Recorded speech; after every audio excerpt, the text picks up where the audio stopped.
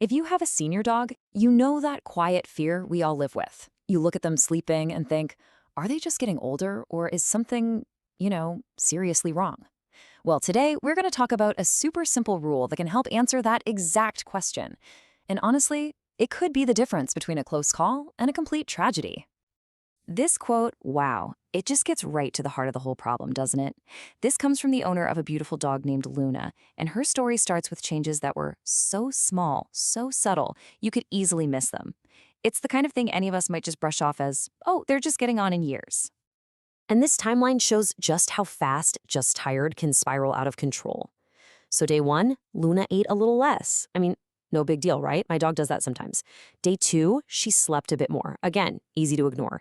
But by day 3, her owner had that nagging feeling in her gut. Something just wasn't right. And then bam, day 4, that quiet little worry exploded into a full-blown emergency vet visit.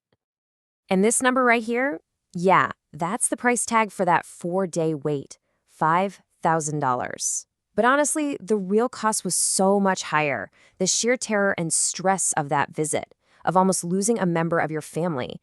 It's a pretty stark reminder of just how high the stakes are. But here's the thing.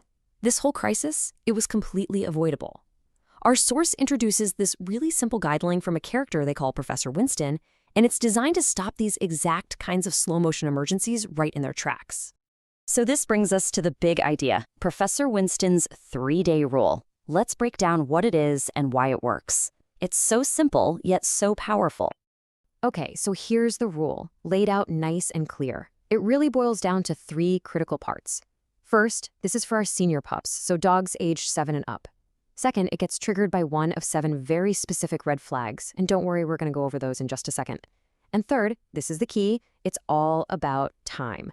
If just one of those signs sticks around for more than 3 days straight, day 4 is vet day. No ifs, ands, or buts. No waiting to see if it gets better.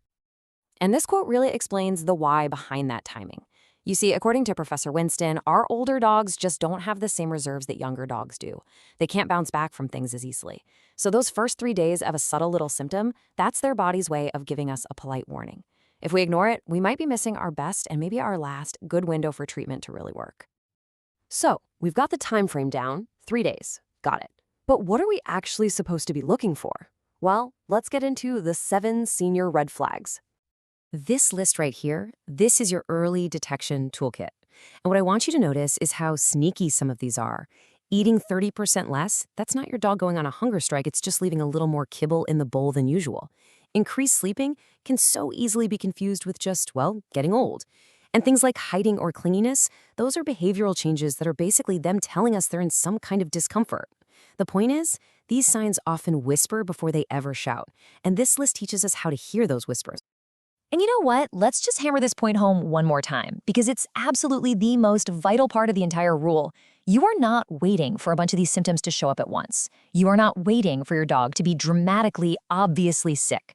The appearance of just a single one of these signs for 72 hours straight, that is your signal. That's when you pick up the phone and call the vet. Okay, so let's circle all the way back to Luna. How would this rule have actually changed her story? Let's connect the dots and see how it would have played out.